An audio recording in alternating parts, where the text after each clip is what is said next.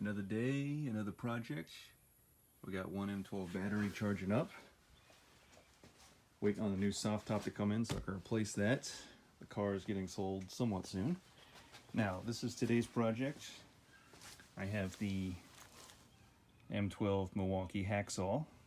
Really old blade, got to change it out. So I got this new kit from Home Depot. It had a bonus box with 8 blades in the kit. Some cut metal, some cut wood. So I will load up the appropriate metal one. The metal ones have the fine teeth, and the wood ones have the big jagged teeth on them. What are we doing today? We are scrapping copper. So I aim to fill up a 5-gallon bucket. I've done this once before. I filled it all the way up with loose copper. And what I'm doing here is, you know, in my line of work, when we replace a motor at a job on a fan unit or on a pump, the old motor, sometimes the customer has a scrap. Now, if it's these small housings that go inside the motors, you can see you got all these copper windings. So what I'm going to be doing is scrapping the copper, separating the copper from the steel housings that they are in. But the copper is really wound tight and almost like pressed in these metal housings. So what I got to do is I have a small vise too. So on one side I'll cut with my hacksaw, and as I found, as I cut at it with the hacksaw, it'll actually pull a couple strands here and there out of each loom or each pocket, because there's a bunch of little pockets all the way around.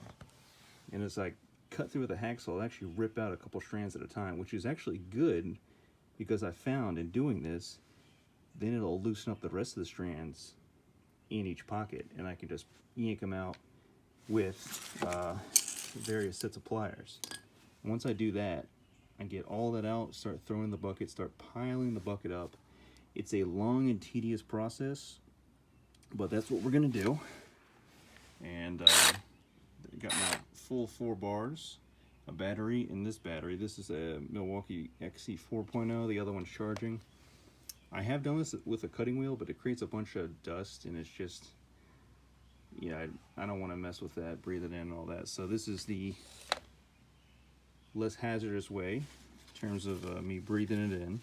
So yeah, that's what I'm going to do. I have this from this size, a couple more on that size, all the way up to, I have a full motor. I still have to take the pulley off, or I can just pop the end bells off and get the little stator out that way, up to the bigger sizes. And then even some of these housings are aluminum, so I can actually save this housing and scrap it with aluminum scrap. But regular housing like these being steel, they'll just go to the regular scrap pile, and I'll be done with that. And then I'll actually maybe have a small video for you guys taking apart a motor. You can see all the inner workings there on these electric motors. But I have about 19 of these to start scrapping, so that's what I'm going to get started on. Alright, so I got the safety glasses on for safety, of course. I have my first little housing loaded up in the vise. I just had to grab this huge chunk of steel out of the scrap bin at my old shop, drilled and tapped 4 holes so I could just bolt the vise to it, and it gives it enough weight where the vise doesn't really move around all that much. So I'm just going to show you guys the first few strands. Let me push it down here onto this here bucket, and yeah, let me prop you guys up just a little bit. How's that? Maybe you can see now. So basically all I'm going to do is take the saw and just get a couple strands started here. Hopefully she'll work out.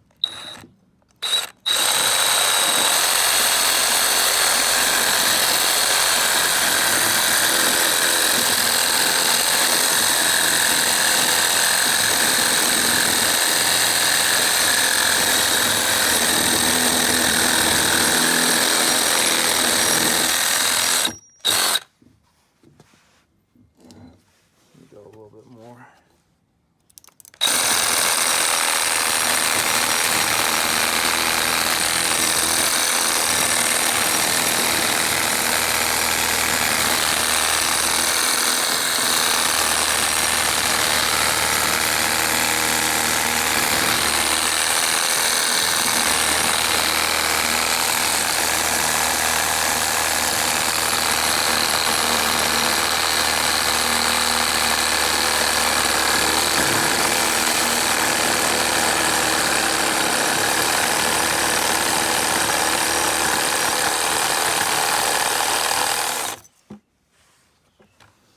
Okay, so I haven't done this about a year, so what I can remember right off the bat is I can actually just cut this whole side off, and then I can start getting on the other side.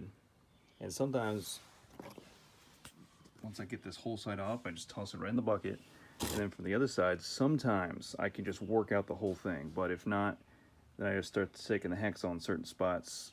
And as it's going through its reciprocating motion with such force, it's going to yank a few strands here and there out of each pocket. Then I can start working them out of each pocket. And keep in mind, it's a ton of pockets going all the way around, so it is tedious. There's really no way around unless you have like an air chisel or something.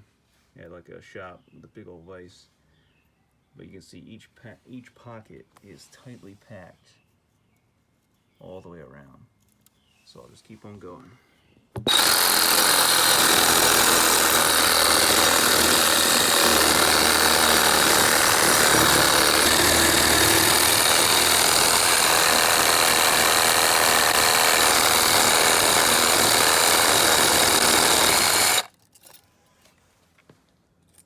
Alright. Not the cleanest cut, but you know what? It's gonna work. Okay. So here we have one side cut off, and at my scrapyard they said don't worry about this little plastic wrappings, just throw it all in. They're gonna give you the same price anyhow. So this is one little bundle, and make sure there's nothing else in the bucket. Nice and empty. And that is the start of a long and tedious process. And yeah, I agreed to do this one more time. Me and my coworker trying to make a little extra cash. And then after this, no more. Hopefully no more. So let's fill the bucket. And another good thing to show you is I can start by grabbing one or two or whatever I can get to get the process started. Just grab with some long pliers and then pry off of the metal housing there. And if I could just start ripping them out 1, 2, 3 at a time, you can see then you start with 1, then you do 2, 3, and then 4, 5, and then here, if I can get them all, I can start working them out in a bigger group. And as I can go all the way around with that, and hopefully I can start get a screwdriver, get a pry bar, whatever you got, and just start working out a whole strand at a time. Whatever you can do. You can see how they start popping out like that. Start with the screwdriver, and then if you can, you may not be able to get the whole pry bar. Pry bar's gotta. Well, you know what? I might be able to. Get the pry bar in there. Then what do you know?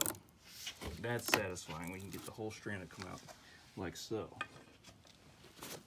And you just gotta keep working it. This is a little bit easier than others. Like doing it by hand, don't expect to be able to do it by hand like that every time. Some are gonna fight you until you get enough of those 1 or 2 strands out of the pocket. So yeah, just something to keep in mind if you happen to find yourself scrapping copper. It's unless you have a faster way to do it than this, then it's not really worth it. But like I said, I'm only doing it one more time, and hopefully I'm out of the copper scrapping game. So until next video, until the next time we're back in the shop machining something, take care. Subscribe to the channel if you feel like it. Get me to 1,000 subscribers so I can have some lunch money, and see you later.